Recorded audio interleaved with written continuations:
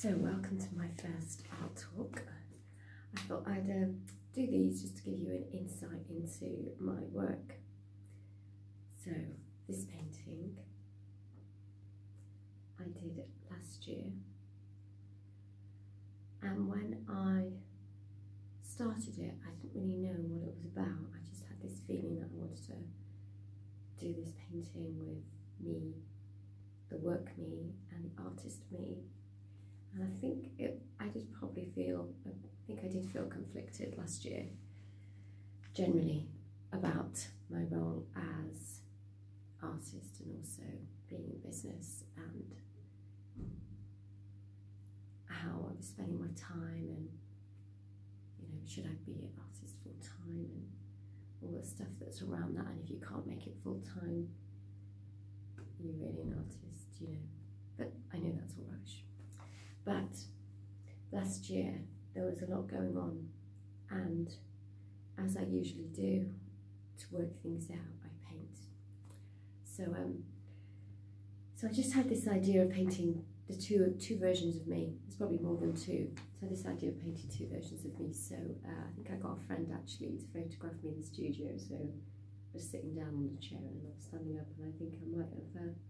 I'm not quite sure how I did actually, because I had two different outfits, so I don't know how I worked that out.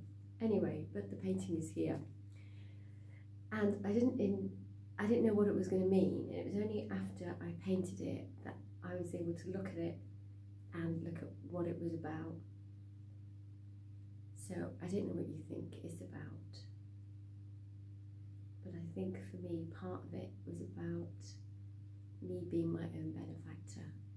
So the working me was supporting the artist me. And that's quite nice, really. So there's a smart version and there's my scruffy version. So,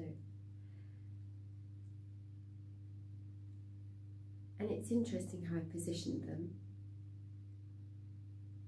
And I quite like the fact that the working me is almost a bit protective. And they might look like sisters. And the artist me looks quite happy. I think she looks the happier of the two. I suppose she's doing quite well out of it, isn't she? Because she just sits and paints. She's got no pressure. She just sits and paints.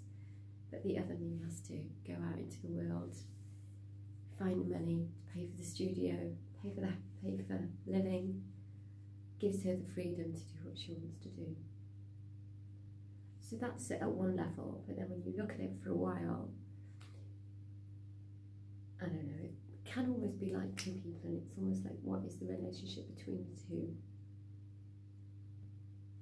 And I think because for me there's a really nice, loving relationship between them. So although in my head I think I felt conflicted when I painted it out, I don't see the conflict in the painting.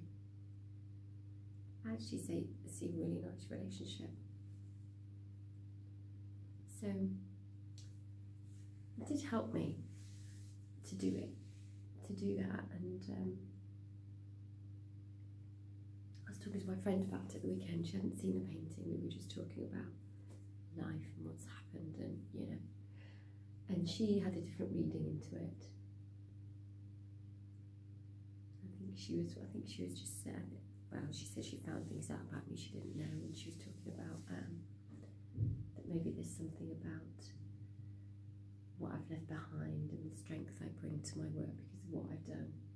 Anyway, but I thought I'd just give you a little insight. It's not like, I don't think it's the most, in terms of quality of painting, it's not the best quality of painting, but sometimes you just have to do a painting, see what comes, and just let it be a painting. It's not about recreating a photograph or reality. That painting a dream from that context. So it's about getting the idea down and seeing what happens, and also just letting it be whatever it wants to be, and not having too much say in that matter, even though I am in a way the creator, but in a way the painting has to come and it creates itself. It has to be what it wants to be.